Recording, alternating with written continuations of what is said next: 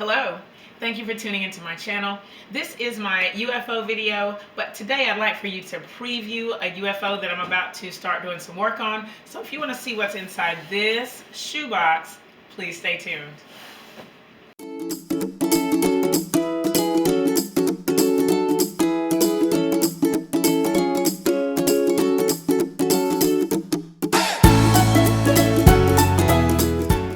I want to thank all of you who have subscribed to my channel, those of you who regularly watch my videos and regularly comment.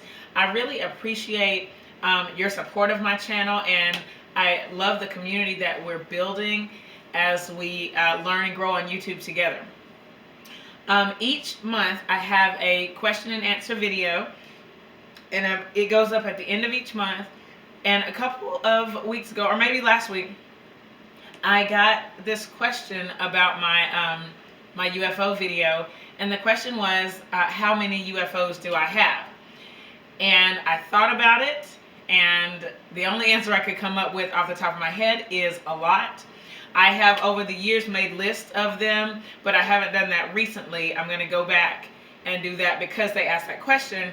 I'm going to go back and look at every single UFO I have and really see how many I have and what I need to do to complete each of them. What I decided to do for this video is just to take one of these UFOs and start to do some really serious work on it. I'm going to take what's in this box and analyze what it's going to be and what needs to be done to it. And so I'm bringing you along on that journey with me right now. I'm not sure how deep I'll get into it because working on this will be a part of my UFO video that I do each week. But instead of seeing me make bears or the quilts that I'm working on for other people, you'll actually see me doing a little bit of work on a project for myself. And I am excited about that because now that I have so much commission work, it is a little bit more challenging to get to things that I want to do for myself or gifts that I want to give away. So what I want to show you first is where this project kind of came from, and then we'll kind of open the box and go through it together. Again, I don't know how deep I'm going to go into it, but I do kind of want you to see the steps that I take and what I need to do next. And I'm going to write down everything I need to do in the box so that I can know exactly what I'm supposed to be doing. So where this project started was from the pieces of my heart quilt. This is a pattern that I wrote in 2019. You can find this pattern on my Etsy shop. I'll link that in the description below. And it is a beautiful quilt that I made. Since I made it, I have sold it, so I don't actually have it in my possession anymore. But it is a crumb quilt. And there's also I think there's a playlist, or there are several videos about this quilt as well. So I'll link all of that in the description and you can go and check it out. So I made this pattern, and in it I put a diagram of how you put all the blocks together. And what I have is, for this one, I did crumb blocks, and I did solid denim on the inside of the heart, and then red squares on the outside of the heart. So it's crumb squares, it's solid squares, and it's half square triangles that use half crumb and half solid. So it is a lovely quilt.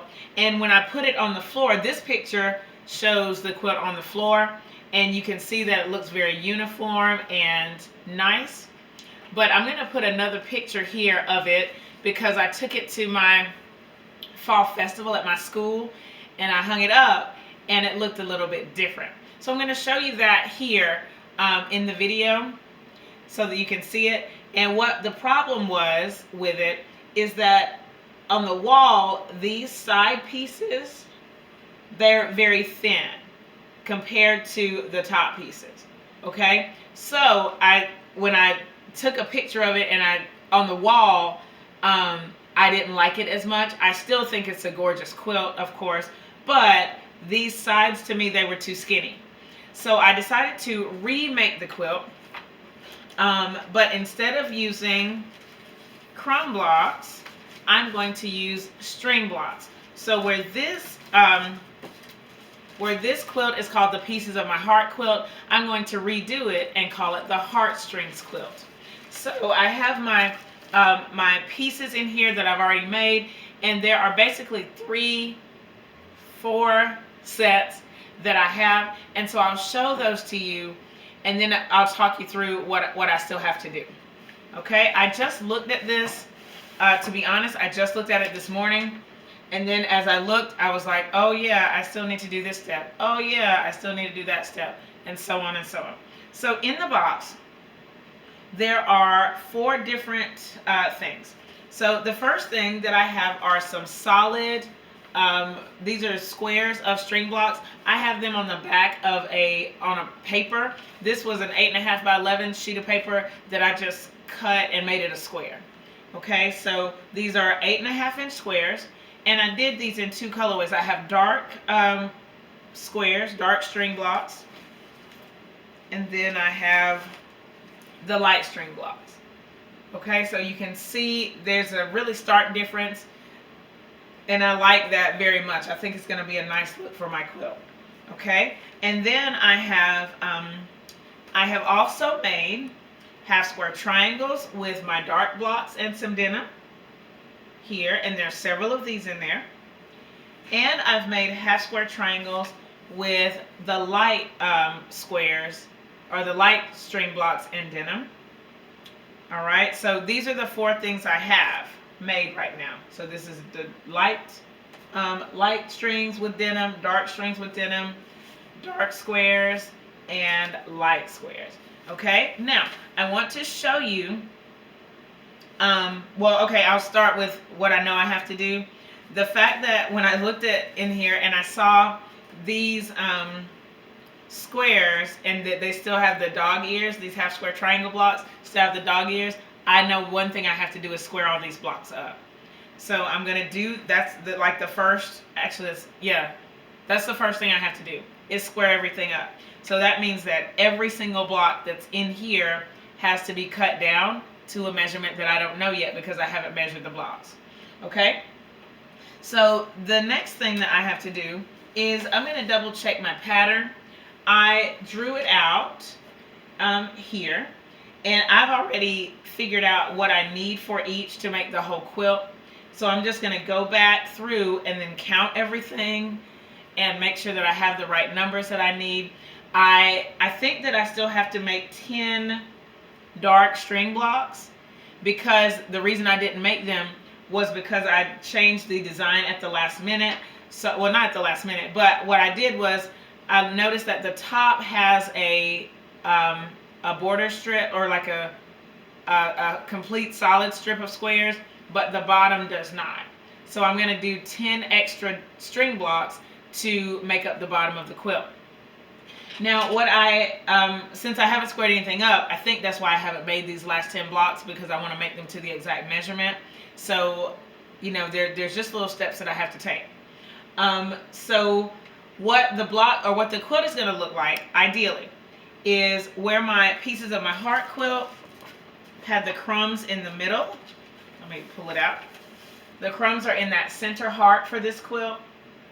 For the Heartstrings block, the string blocks are going to be on the outside heart and on the inside heart. And the denim is going to be this blue.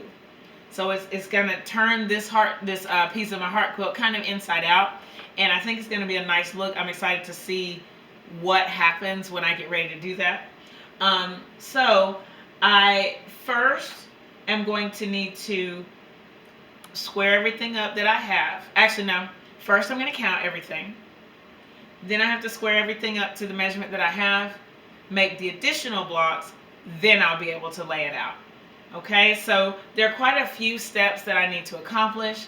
And my goal is to do this 30 minutes a day, at least 3 times a week. So hopefully that way, as I make my UFO videos, you can actually see the progress that I make on this week after week. I'm not sure how many weeks it's going to take. It really doesn't matter. I just want to get started with the process.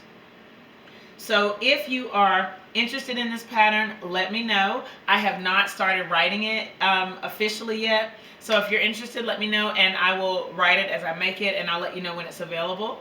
And And so you can make this with me, even if you already have some string blocks that you are starting on. That would be great.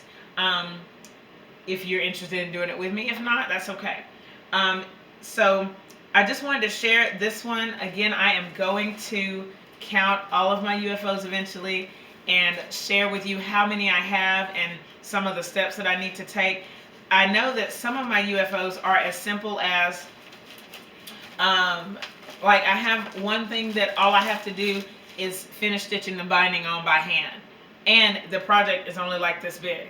Okay? There's one thing, there's Fifi Fox that I have to stuff.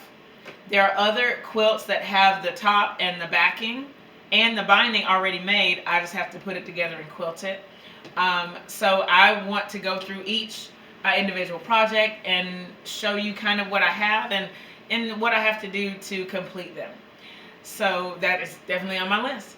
If you have any questions about what you've seen in this video, please leave them in the comments below. Also, if you are bold enough to comment about how many UFOs you have, or maybe just the next UFO that you're going to work on, I'd love to read about that so I can support you in completing that UFO. So you can leave that in the comments as well. Thumbs up this video, share it with your friends, and subscribe if you haven't already. Thank you so much for watching, and I'll see you next time. Bye!